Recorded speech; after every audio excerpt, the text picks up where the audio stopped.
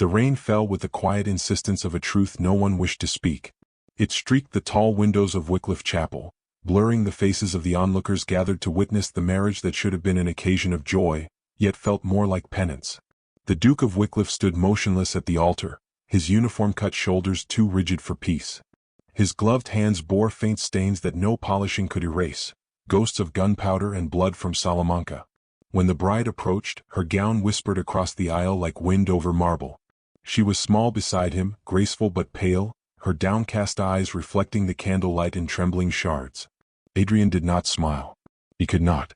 The words of the clergyman blurred together as though spoken through water. He saw only her brother's face in memory, Julian Penhaven laughing one moment, falling the next, musket fire splitting the air. For honor, Julian had gasped before the shot struck him. For honor, Adrian had lived. For honor, he now married his sister. Clara Penhaven's voice wavered when she repeated her vows. The soft lilt of her accent carried traces of Dorset hills, gentle, unguarded. When she said, "I do," she meant it with a depth that startled even her. She did not know whether she pitied him or longed to understand him, only that something in his silence drew her, like the hush before a storm one cannot resist stepping into. He slid the ring onto her finger without hesitation, but his eyes never met hers. A flicker of emotion, remorse perhaps, crossed his face when her hand trembled against his glove. "You may kiss the bride," the vicar intoned. He did not. Instead, he inclined his head stiffly and turned to face the crowd. Applause rose, thin, dutiful, hollow. That evening, the manor loomed like a monument to restraint. Marble corridors stretched into stillness, and servants moved with the hush of a funeral procession. Clara stood in her wedding gown at the center of the grand hall, the train trailing like spilled light on the floor. Adrian entered, coat undone, expression carved from stone. "I trust your quarters are to your liking," he said, his tone polite but distant. "They are," she answered quietly, though the room felt too large, the bed too cold. He hesitated by the hearth, staring into the fire as though it mocked him. "You must understand, Lady Wycliffe," he said finally, his voice low, weary, "this marriage serves obligation, not affection. You are my wife, yet mean nothing to me." The words fell between them like a blade. For a long moment, neither moved. Clara lowered her gaze, not out of submission, but to conceal the way her throat tightened. Her brother's death had brought her here, and now that same sacrifice seemed to bind her to a life half-lived. "I see," she said at last, the tremor in her tone barely perceptible. "Then I shall do my duty as your duchess. Nothing more." He looked at her, really looked, for the first time. Something in her composure unsettled him. She was not weeping nor pleading. Only still, as if the world's cruelty had long since introduced itself. He turned away, murmured a strained good night, and left her alone with the echo of his boots fading down the corridor. The first week passed in brittle civility. She dined across from him each evening, separated not by distance but by silence. He discussed estate matters with the efficiency of a general reporting casualties. She listened, nodding when appropriate, her hands resting on the linen like a pale sculpture. He noticed she never reached for the wine. At night, she sat by the window of her chamber, writing unsent letters to Julian. "You would tell me to forgive him," she wrote, "but forgiveness is a language he does not speak." When she looked out into the rain-damp gardens, she sometimes saw him pacing below, alone, a lantern swinging in his hand like a restless heart. One dawn, she descended early, drawn by the faint melody of a piano from the east drawing-room. The notes halted when she entered. The Duke rose from the bench, startled, almost embarrassed. "I did not know you played," she said softly. "I don't," he replied. "It was your brother's tune. He used to hum it before battle." Her breath caught. "He never told me that." "He told me many things," Adrian murmured, then shut the piano lid with care as if sealing the past. "Forgive the noise." Their eyes met briefly, hers shimmering with loss, his clouded by guilt, and for a heartbeat the air between them felt almost alive. Then he left, leaving the faint scent of smoke and rain in his wake. Spring crept over the estate, softening its hard edges. Clara began tending the neglected garden herself, her skirts catching dew as she bent among the rosebushes. The servants whispered of it, the Duchess in the dirt, but she smiled at their shock. When Adrian saw her one afternoon, sleeves rolled, sunlight in her hair, something shifted in him. He wanted to speak, yet could not form the words. Instead, he nodded curtly and moved on, but his chest felt strangely unsteady.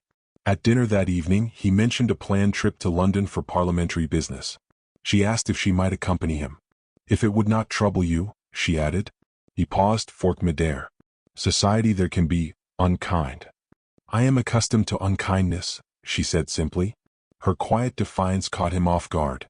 As you wish, he replied, though his tone softened almost imperceptibly. When they reached London, the city buzzed with gossip like a hive of hornets. Whispers followed her at every ball, the charity bride, the Duke's debt of honor. Clara bore them with serene poise. She danced only when asked, never sought attention, yet drew it nonetheless.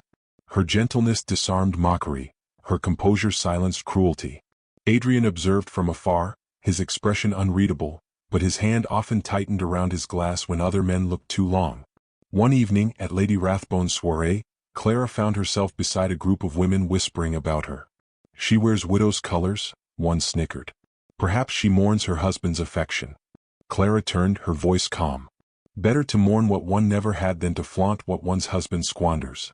The laughter around her died at once. Adrian across the room had heard every word.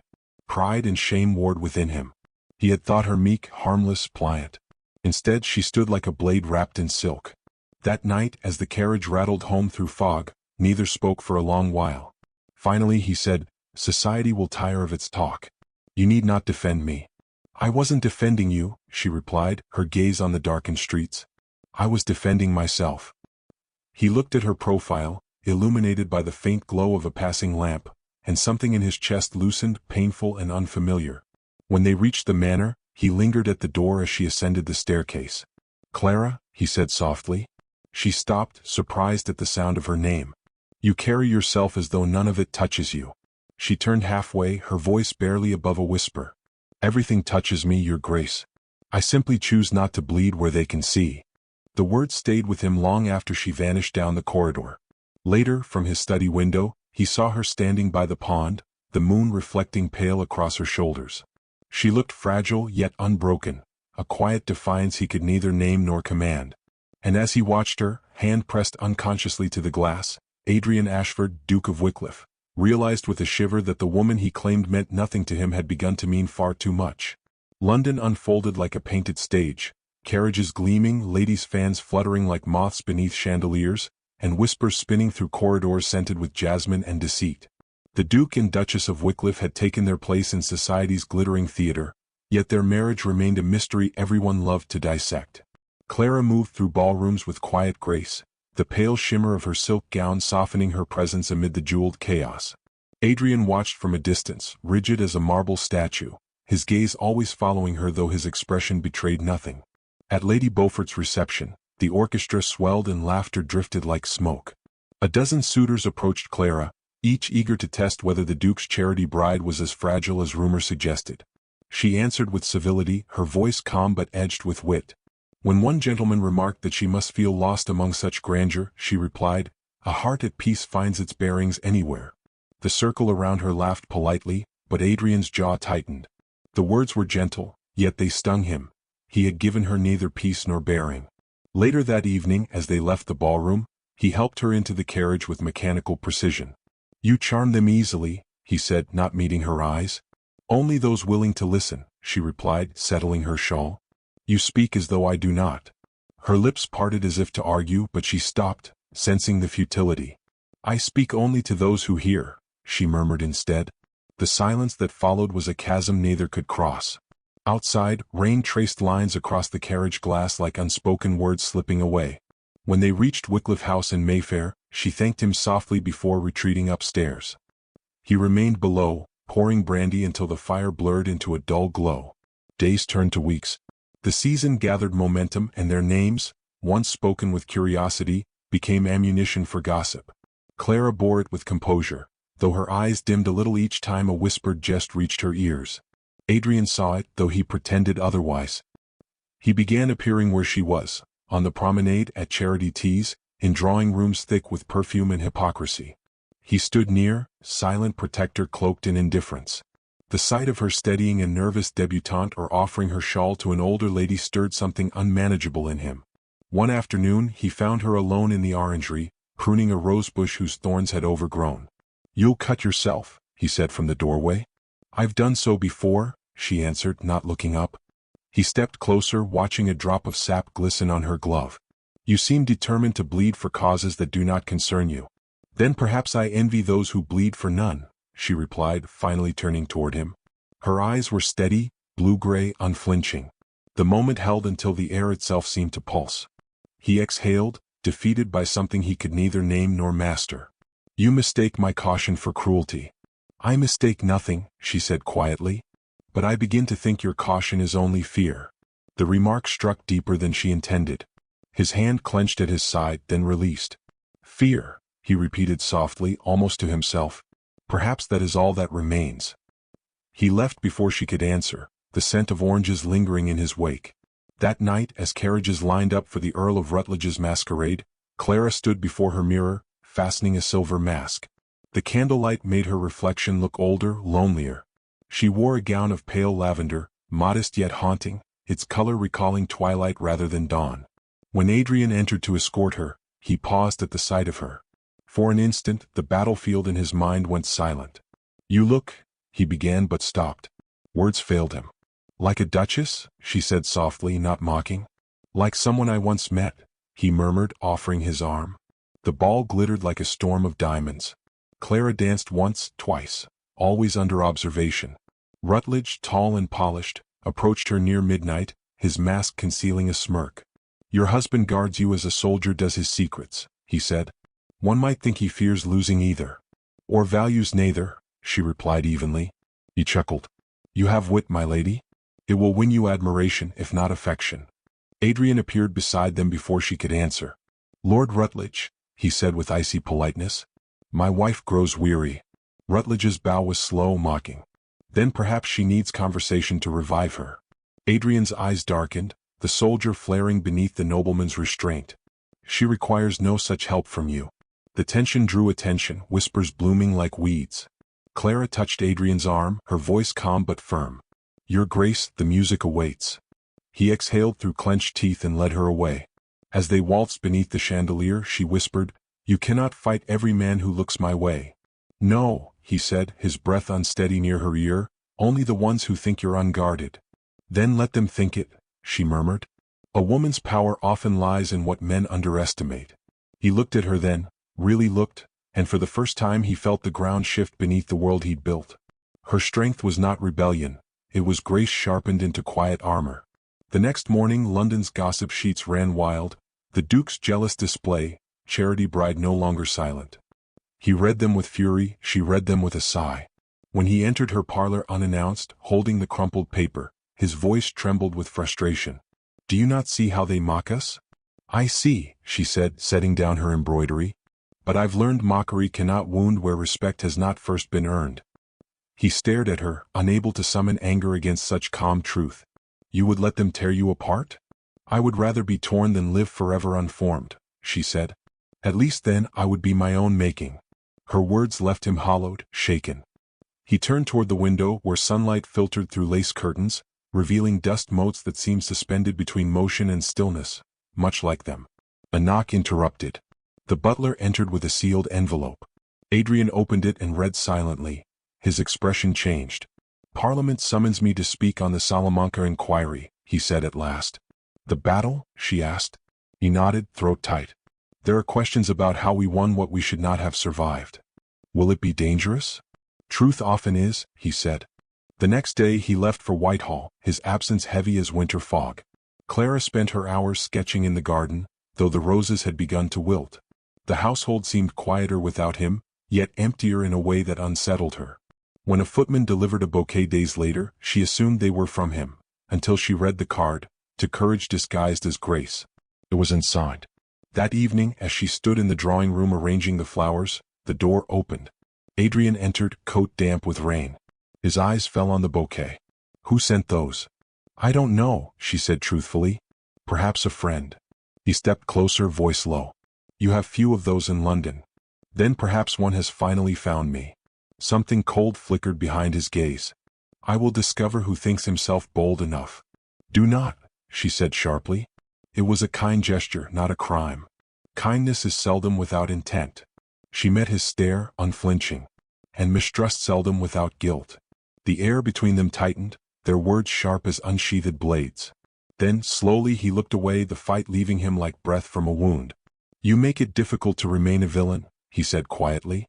"Then stop trying to be one," she whispered. He left before she could see the tremor in his hands. Later, as thunder rolled across the city, Clara stood by the window, the scent of the roses rising behind her like a question.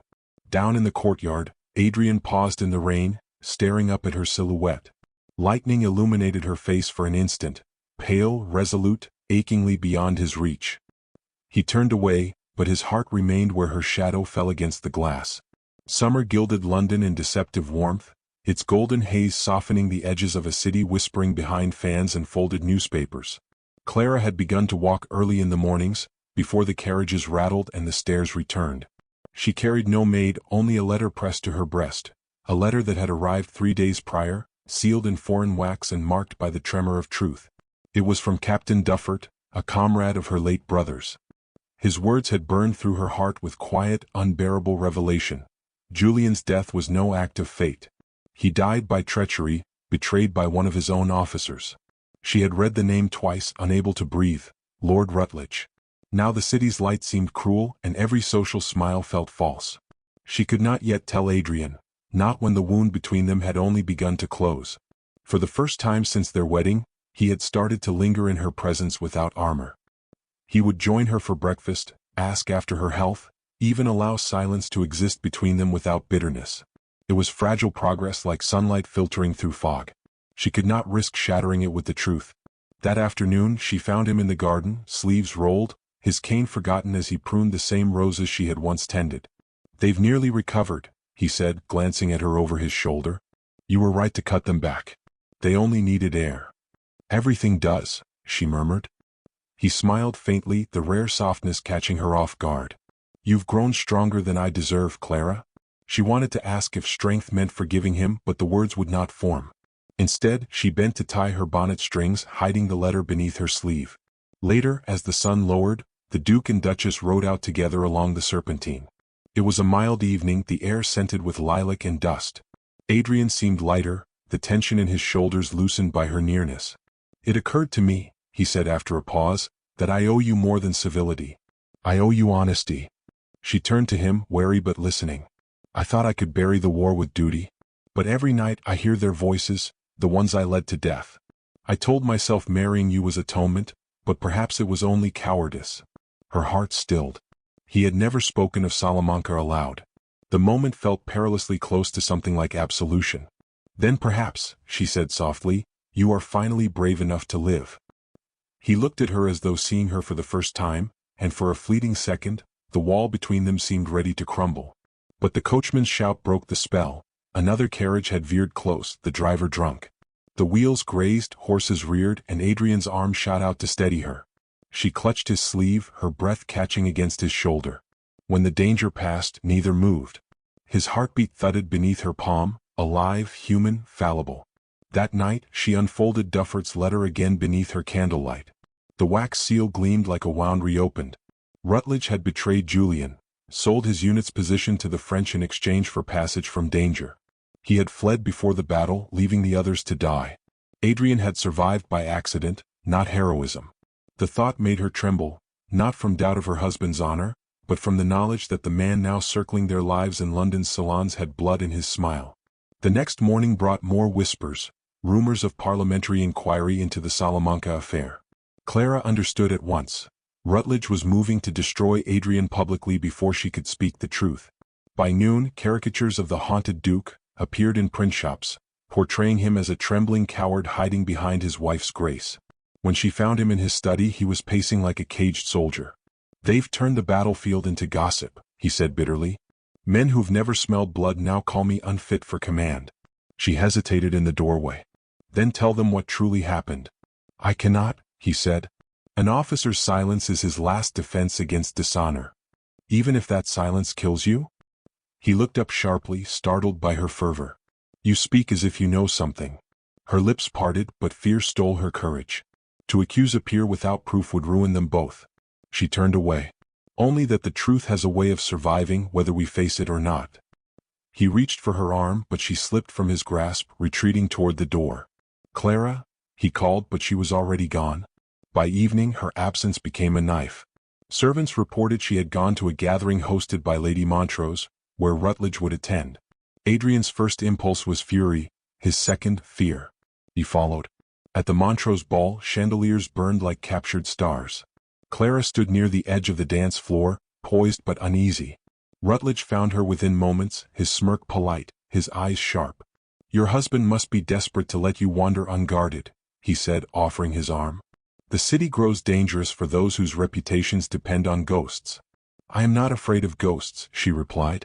"Only of men who pretend to be human." He chuckled, though something hard flickered in his expression. "Such poetry. You must tire of defending a man who married you for penance." Before she could answer, Adrian appeared beside them, his presence like a sudden shadow. "Lord Rutledge," he said evenly, "you forget yourself." Rutledge's smile returned, crueler this time. "Not at all. I merely remind you, our soldiers die, our secrets live. And secrets, your grace, can be costly." Adrian's restraint cracked. His fist struck Rutledge square in the jaw, the sound echoing through the marble hall. Gasps rippled across the crowd. Clara seized his arm, pulling him back before scandal could consume them both. "Enough," she whispered fiercely. Rutledge wiped blood from his lip, his voice low but venomous. "You'll regret that, Wycliffe. I know what happened in Spain. The house will too." As they fled into the night, Clara's heart pounded with dread. In the carriage, Adrian's hand trembled as he reached for his collar. "He means to destroy me." "He already has," she whispered, "if you let him." When they reached home, the argument deepened in the dim glow of the drawing room. "I should never have brought you into this," he said bitterly. "You were meant to live untouched by my ruin."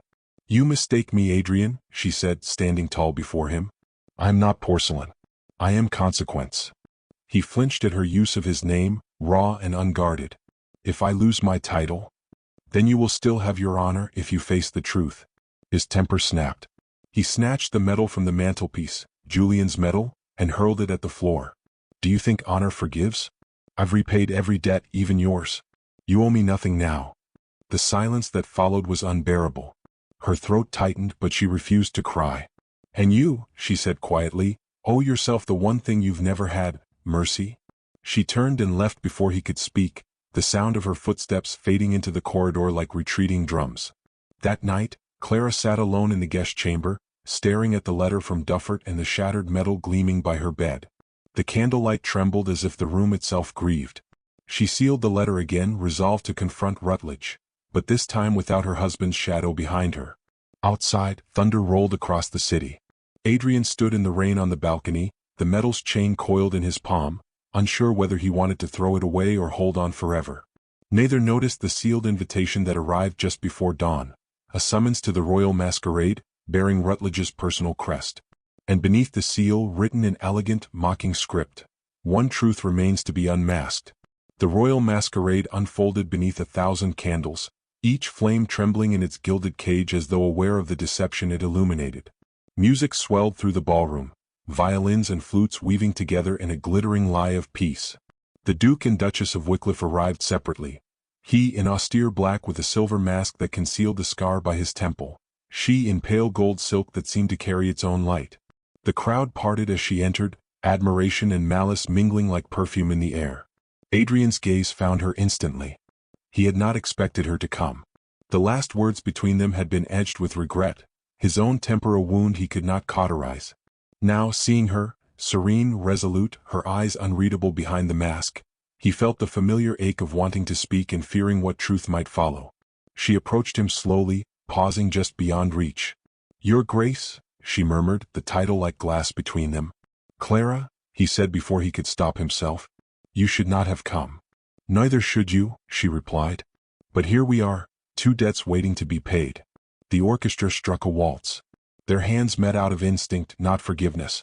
As they moved across the floor, the distance between their hearts felt smaller than the space between their steps. Every turn brought them closer, every pause reminded them of what silence had cost. "Rutledge is here," Adrian said under his breath. "I know," she answered. "He sent me the invitation." He stiffened. "You should have shown me. And would you have let me come?" He said nothing. Her lips curved faintly, not in triumph but in sorrow. Some truths must be unmasked in public, else they die in private. From the mezzanine, Lord Rutledge watched them like a hunter studying his prey. His mask, a lacquered half-face of crimson, caught the light as he leaned against the railing, a glass of wine tilting lazily in his hand. He descended when the music paused, his smile spreading with the self-assurance of a man who believed himself untouchable. "Your Grace," he said smoothly to Clara, "you've never looked lovelier. And you, Wycliffe, still the soldier, still protecting what you cannot keep." Adrian's voice was ice. "You're drunk." "Not drunk, liberated. The war may have ended in Spain, but your ghost followed you home. Tell me, do you still hear the gunfire when you close your eyes?" "Careful," Adrian said quietly, the single word carrying the weight of command. But Rutledge only smiled. I forget, our Duchess prefers honesty. Shall I tell her what really happened that day at Salamanca?" Clara's pulse thundered. "You will tell me nothing," she said sharply. "I already know." The statement cracked through the noise of the crowd. Conversation stilled, the musicians faltered. Adrian turned to her, disbelief and dawning comprehension warring in his eyes. "You knew." "I received a letter from Captain Duffert." "You betrayed them, Rutledge," she said, voice trembling but sure. "You sold their position to save your own skin. My brother died because of you." Rutledge laughed softly, though the sound was brittle. "Touching. But who will believe a woman repeating the claims of a foreigner? The Duke himself survived, did he not? Perhaps he profited from the same treachery." A murmur swept through the assembly, curious, scandalized, hungry. Adrian's face drained of color. He stepped forward, jaw tight, fury barely contained. "You dishonor the dead to protect your name. And you hide behind the living to protect yours?" Rutledge shot back. "Tell them, Wycliffe, was it courage that spared you that day or convenience?" Clara's heart twisted. The ballroom felt suddenly airless, the chandeliers swinging like pendulums of judgment. Adrian's breath came shallow. He could not prove his innocence without breaking military secrecy. Rutledge knew it. Then, from the corner of her eye, Clara saw a movement, a shadow slipping among the servants, gloved hand reaching beneath his coat. A flash of metal glinted under candlelight. For one harrowing instant time slowed. "Adrian," she cried. The report of the pistol tore through the waltz's final note. Guests screamed, glass shattered. The bullet cut the air toward the Duke. Without thought he moved, pivoting, shielding her. The shot struck deep into his shoulder, spinning him backward. Chaos erupted. Clara fell to her knees beside him, her hands pressing against the spreading crimson. "Stay with me," she whispered, voice breaking. "You'll be all right, please stay." He smiled faintly through the pain. "So, this is what meaning feels like." "Don't," she said, shaking her head, tears falling onto his collar. "Don't you dare." Guards seized the assassin, dragging him toward the wall. Under the light, his face twisted, not foreign, not stranger. It was one of Rutledge's men, his crest sewn into the lining of his coat. The crowd turned as one toward Rutledge. He stepped back, mask slipping from his face, revealing fierce pallor beneath arrogance. "This is absurd," he stammered. "A misunderstanding." "Take him," commanded a voice from the doorway.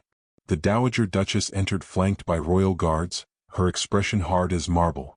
"Lord Rutledge, you are under arrest for conspiracy and treason against the crown." The music was gone now, replaced by the ragged hum of panic. Clara clutched Adrian's hand as the guards bore him toward the nearest room. His blood stained her gloves, the scent sharp as iron and grief. "You saved me," she whispered, following as they carried him to a small antechamber lit by trembling candlelight. He winced as they lowered him onto a chaise. "I owed you that much." "You owed me nothing," she said fiercely. "You never did." The physician worked quickly, cutting away fabric, pressing cloth to the wound. Adrian gritted his teeth, his gaze never leaving hers. "When I said you meant nothing," his voice faltered, pain tightening his throat. "It was because I feared you'd mean too much." She bent close, her hand trembling as she brushed the hair from his brow. "You've lost enough, Adrian. Don't lose the chance to live."